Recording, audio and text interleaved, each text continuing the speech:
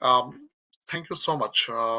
First of all, I would like to give the special thanks my good friend, Mr. Arnab Dash from Maritime Research Centers, and also one of my mentors that I called Ambassador Arnab Mogdel, um, and other distinguished scholar, presenter for this very timely webinar today. On behalf of Ocean Policy Research Institute, the Sasakawa Peace Foundations, we are very grateful to Maritime Research Center, particularly Mr. Arnav Dash, for giving us the opportunity to talk on these particular occasions. Um, so, in my presentation, actually, many things already covered by uh, Mr. Ambassador Arnav Mugdal and also Mr. Arnav Das, but I would like to present first about in the two segment. First one is about our organizations, what we are doing, and then I would like to focus on the one item that we would like to promote. Not only me, the many of the ocean scientists and activists that we call the ocean is mother of life. So we are actually our foundation is called Sasakawa Peace Foundation, is the sister foundation of Nippon Foundations. It was established in the as an individual think tank in 1986, and also as an individual think tank, the Ocean Policy Research Institute. It was founded in 1975, but it is again merged with Sasakawa Peace Foundation in 2015. As I mentioned, that is the one of the biggest foundation in the world, and we have very big endowment, and we have five priority goals in Sasakawa Peace Foundations, and one of major goal is realization of a peaceful world through the oceans. So under this goal, we are actually operating different programs under the Sasakawa Peace Foundations. One is under the Ocean Policy Research Institute. It's under two divisions. One is called Division of Vision and Ocean Vision and Actions. Another is Division of Island Nations. Um, and nowadays we are doing different activities in terms of the oceans. Our presence is all over the world. It started like that Arctic nation to the polar nations, Caribbean nation, island nation, Indian Oceans, and also the third pole that which we call in our Indian Ocean countries, Hindu Kush Himalaya adjacent countries. So we are particularly doing in many other works in maritime security, Mentorvis, Digital Ocean Society, and we have a very good presence in the international platforms. So particularly for even our ocean conference, UNESCO Ocean Decade target, and also the different level formulation of the policy in the Indian Oceans, particularly in the Pacific Ocean countries. And we are also actually contributing in the capacity building. So this is about in our organization what we are doing. We are actually commissioning the research. We are evidence-based policy making, and particularly in the sustainable ocean governance, and in highlight to always the international policy that is aligned with Japanese goal like free and open in the Pacific uh, tar- targets, and also the UN Ocean Decade of Action of Science. So, as I mentioned that my presentation today, I would like to focus on something. This is very relevant nowadays. So, as you know that in Japanese is traditionally one of the proverbs is called that ocean is mother of life. So, and in my presentation, I would like to try to focus on these particular matters. Um, Here is actually very recent statement made by David Attenborough, a famous director, a documentarist. and delivers a very powerful message. And he mentioned that after almost 100 years on the planet, I now understand the most important place on earth is not a land, but at the sea. So this is very clear message from one of the great activists in his lifetime. Is almost the 100 years he realized. But today, we are very much lucky that in my age and many of our young generations, they are also get receive this message from this from his philosophy that the key of in the world is sea, not in land. So how it's actually so that my previous both of speakers already gave this data on these things, because in the first um, of the world origin of life is began on the oceans, nearly that's called 3.5 billion years ago. And it's so ocean is starting point actually, and it's also the cradle of biodiversity. So it's called the home of over more than 230,000 known species. But there are many of yet to be under discovered. We are not able to discover it yet. So it's again based on the biodiversity, it's a home of species. Again, that also the Ambassador Mogdal and many of we know that we are now facing the heat stroke and climate change impact. But you know that the Earth excess heat, almost the 90%, actually absorbs by the sea. It's like mother. They always actually took the all responsibility, all painful situation to guide or to nurture their children in that way. And also the carbon emission is their ocean absorb almost the 30%. But it's the source of the our all types of protein. It's about 3 billion people, their job, their livelihood, and everything. And as Ambassador Muda also mentioned, that is the half of the oxygen of the world. So all of this data and it's scientific items and many of these, it's directly we claim that the ocean is the mother of life. So, and if we go to the another big statement, we call that the ocean is not just a body of water, it's the bloodstream of the global economy. So, again, the global economy is totally depends on the oceans. 80% of our shipping and many other port activities and our economic return is come from the oceans.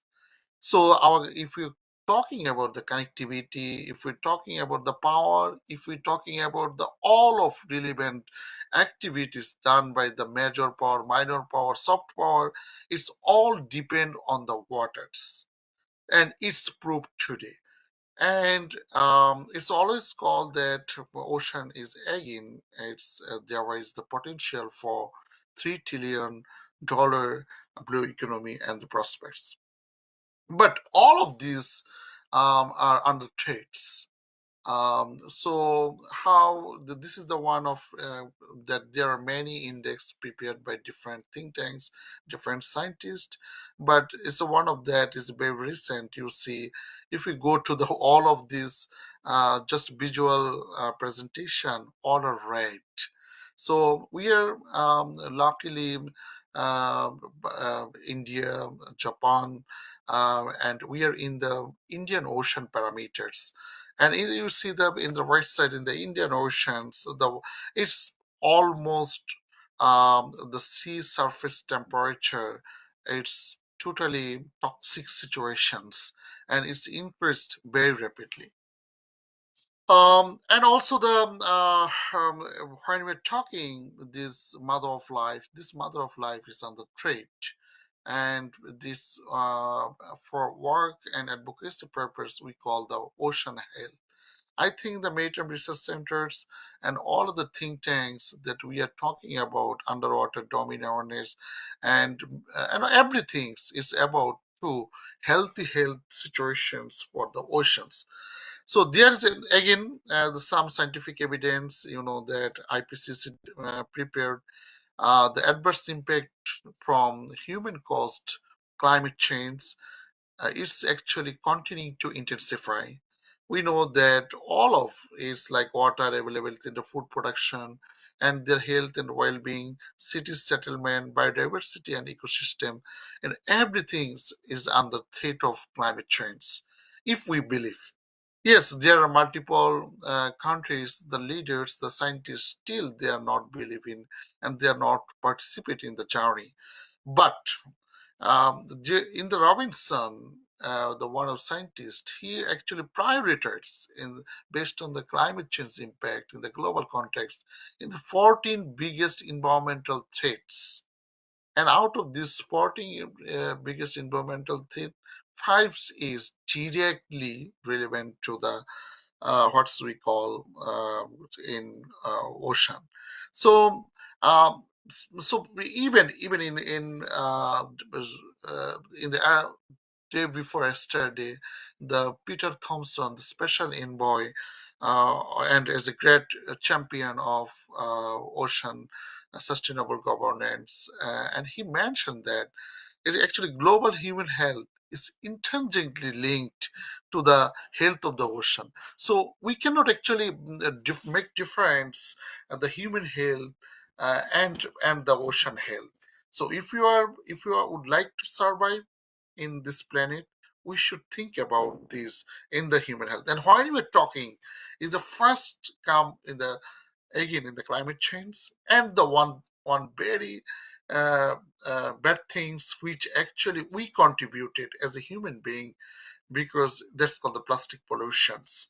So if we go to the again the impacts of environmental stressors, like that is it's almost the wall science data proved that the coral reef is totally bleaching. So it's after the 90% of the coral reefs could vanish by the 2050. So can you imagine how much big challenges for that is? Here is the some narration in the even in the religion, those who are believe, because our life in human life and the coral life is totally what would I say, side by side. If coral reach coral is available in the oceans, the human life is still continue. If it is died, so here is some indigenous belief that our human life would be also died dead.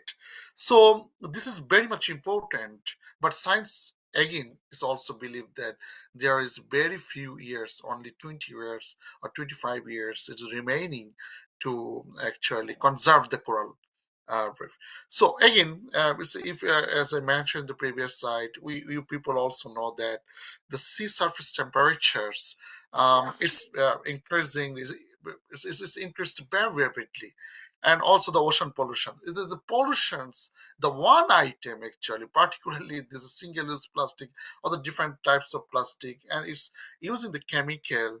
It's all situations. The data reveal that 8 billion of plastic is already in the ground of oceans. So here one very big argument that even in our main source of protein in from the ocean is we call that fisheries. So in almost microplastic now found almost 60% of fisheries. So how much dangerous in this, and also the due to the what would I say, the climate change impact, the iceberg melting very fast, and the we are living in the one another big what would I say, we actually most of the time define it's called the third pole, that is Hindu Kush Himalaya. In this Hindu Kush Himalaya, the glacier is melting very fast. So if this is happening and with this particular time, that assume that uh, due to the severe sea level rise, 900 million people in acute dangers. And it's again the food and water security. Till to date, even in we are now in very advanced technological age, 2 billion population, they are the insecure about their what would I say, water. So pure drinking water is not available. Even there's everywhere is the water. So yes, so in the policy institute like Sasakawa Peace Foundation and the Ocean Policy Research Institute, we are from the front line to working not only in the policy, we are also working in the very ground level, evidence-based research on particular items. But we are also contributing in the global climate change agreement and ocean protection efforts. So, for example, if we see the key milestone of global climate and biodiversity agreements, this is started in 1987 in the Marine Protocol, and the very success and champion one is the Kyoto Protocol, and then 1992 was also the UN Framework Convention on the Climate Change, Paris Agreement. Uh, and the very important things is very much relevant. It's called Kunming Montreal Global Biodiversity Framework. So in this framework actually now set up the targets for the planet, for the oceans, that it's called 30 by 30 target to protect our ocean, planet, and biodiversity. So this is actually very much relevant to the slogan of these days. Today is World Ocean Day. It's called the wonder that sustaining what sustain us on, and we can also go the conserving what conserve arts. So it's need to the again is a come to the think tanks, their role in protecting their vast mother of land and oceans, to ensure these 30 by 30 targets through their initiatives, in that way, in innovations, explorations, and many other ways through scientific interdisciplinary research and many others, simulation and model development. So again, here is some key organization working on these particular items. Is we all know this UNESCO, and there is they develop the intergovernmental oceanographic commissions, and also that my previous speaker also mentioned that we have on very visual targets, 10 priorities, and it's also aligned with the 3030 target. It's called the United Nations Decade of Ocean Science for Sustainable Development. So all of these target, even when my colleagues is now in NIS, Dr. Joe, maybe she know better than me, but what I follow that we found that we are also set up the another target how to achieve the Kunming Mountain Global Biodiversity Framework to protect to our oceans. So, and to prioritize their our oceans. So the limitation is here, that we have the Sustainable Development Goal, Paris Agreement, many other things that we are trying to control our carbon emissions and also the heat, but we are already failure. But the main items we need to focus on how can we see the in the future. So I would like to share the some things in here. That what we are doing in particularly, uh, we are doing many things. The one particular project we launched in the Indian Oceans, six island developing states. We again we know that Indian Ocean is the third largest bay and Great Middle Bay we call, and it's the one third of the shipping line is here. And the main important thing is here the people is almost 3 billion people lives is here. So and it's directly 1.9 billion peoples there in the coast, and their livelihood totally depends again with their mother. So we are launching as a project. It's called the Enhancing Connectivity and Resilience, assessing the climate-induced economic and non-economic loss and damage in the Indian Ocean island nations. We also include the India. So India, the part of the Andaman and Nicobar Island, and the six countries is called Madagascar, Maldives, Mauritius, Seychelles, Sri Lanka, and Comoros. So it's all about that. Before going to do anything, we are talking about the science. Science is based on the evidence. So we would like to again create the database. We are also going to give some evidence. So the six small island states, some data is here. That all of there is a one common characteristic. Their mainland is very small, but their exclusive economic zone is very very big. So again, the ocean is big, so we need to protect it. So I would like to mention that another things, how it's why it's important to the, not only for the adjacent country of Indian Ocean, these 32 countries, it's also important for actually Japan. In the Japanese parameter, that 78% of the crude minerals is the shipping line is come to the Indian Oceans. So the security, the traditional security and the non-traditional security is everything is important. If there is something happen in the due to the climate change, and so it's directly impact to the Japanese economy. And since the Japanese economy also, there are multiple Asian, Central Asian countries, their economy depends on the Japan. So it's collectively also impact on this Asia. So we are actually conducting this research. One of the toolkit that is produced by IIED. So it's called Comprehensive Climate Impact Quantification. So we are again going through interdisciplinary research is the pure science, and to assess the all types of climate directly impact on the ocean relevant issues. So so the report actually here. Uh, Sorry.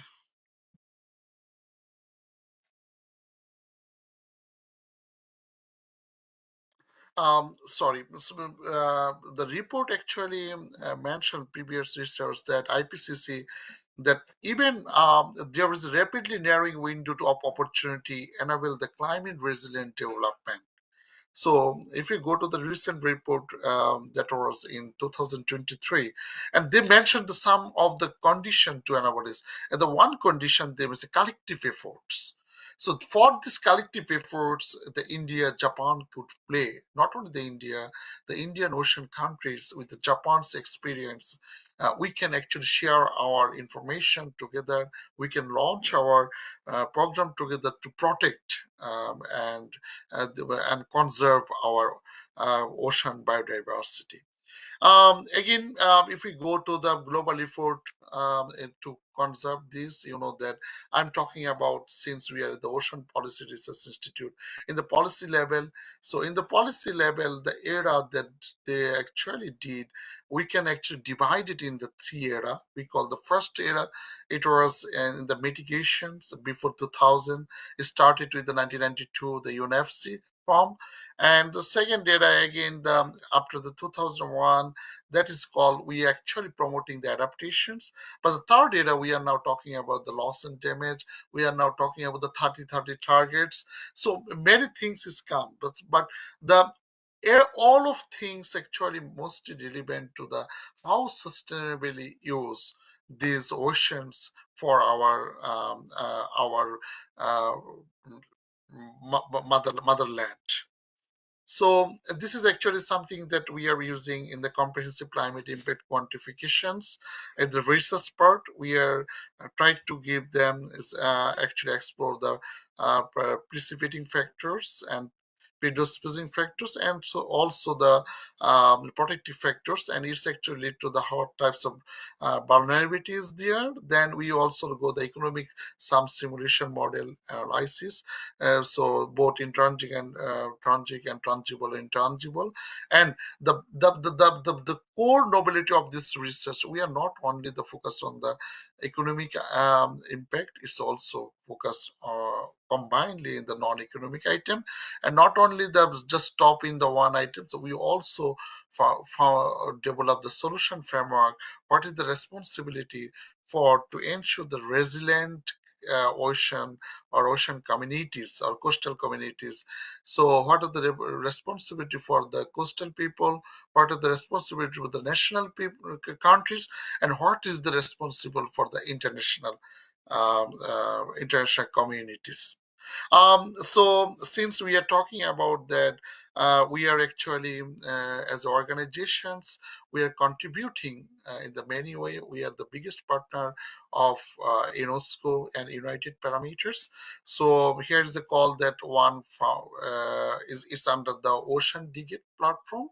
Operated by the UNESCO. So it's called the Foundation Dialogue. So we are going to host this foundation dialogue. It's fifth foundation dialogue, and again we are also give the slogan for this foundation dialogue. It's called the ocean is the mother of life. So you can relate to my lecture on this thing, that we try to give the message to the international community that we should actually, if we can protect our mother, so the children automatically they can protect themselves. So another thing is the international community. Even we are talking about the ocean is now key, but when you're going to the SDG is the 14.1, so you will find that the development budget for this SDG is only 0.001. So we have needed for 15 billion for protecting the shorelines, but we only get from the our own countries and generation is only 1 billion. So we are talking more, but we are not actually given in this way. But this foundation dialogue, we are going to host in 3 to 5th September, and we are come out with the different statements, Tokyo statements. Um, and what's actually, I would like to, I'm very close to finish that. The what types of major projects actually we are now commissioning, that we, as I mentioned, that in Indian Ocean, comprehensive climate impact quantifications. We also planning to the island summit in 2026, and we actually tried to build through this project the Indian Ocean Island Countries Leader Summit, and what we have a very good presence is called Pacific Countries Leaders Meeting, the PALM.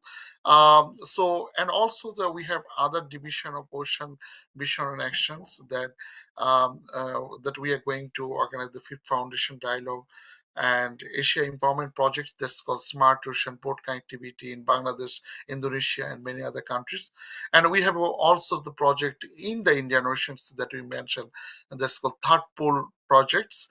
It was actually collaborated with the ECMOD and Bay of Bengal adjacent countries. We are conducting is JUSAN also commissioning the research and very pure scientific research, eDNA analysis, and we are also doing the different types of research.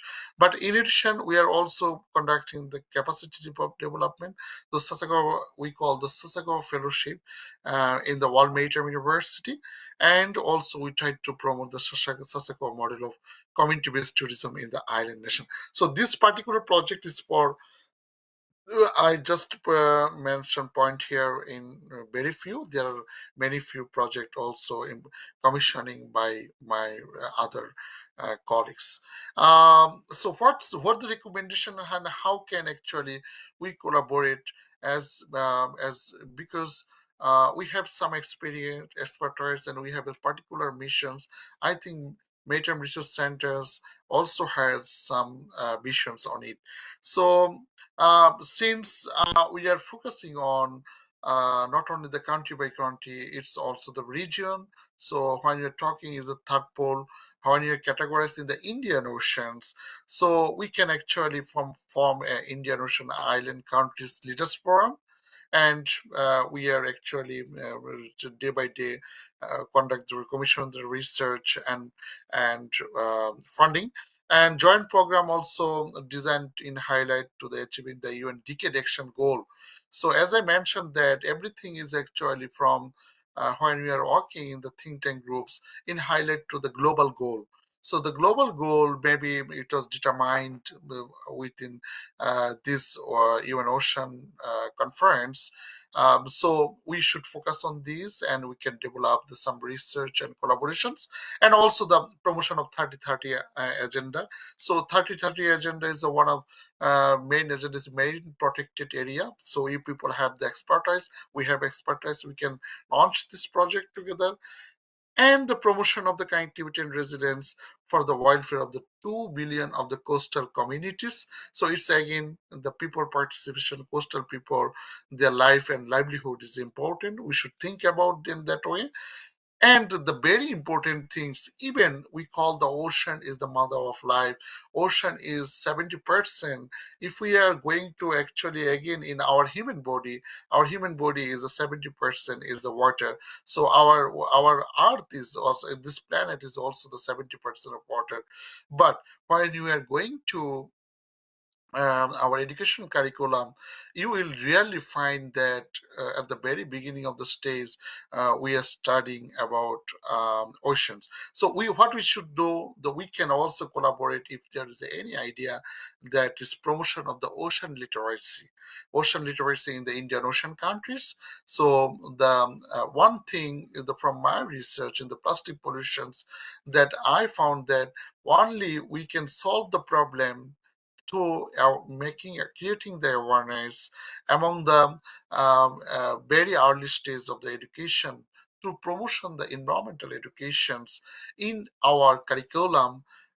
So it's 40%, more than 40% problem could be solved. uh Again, I'm sorry, maybe I don't know whether as I take more time, but I would like to again mention that uh, water is important, ocean is important, ocean is the mother of life.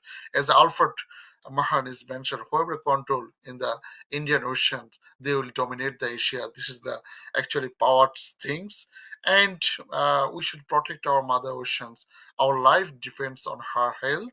So we should again thinking about the ocean health. And again, I would like to say that the ocean is our past, it's our present, and it is our future. So let's protect it with purpose. With this, I must say thank you on behalf of the Ocean Policy Research Institute, the Sasakawa Peace Foundations. I must say thank you to Ambassador Anup Mugdal, my good friend Arnav Dash, and also my colleague Dr. Jo. She is it's very early for her to walk up, but she shared her one of research for future collaboration, and also those who are joining today virtually and those who will listen this in future. We must say that everybody should concern to protect our mother health, the ocean health, and be activist and be what would I say, promote. Thank you so much.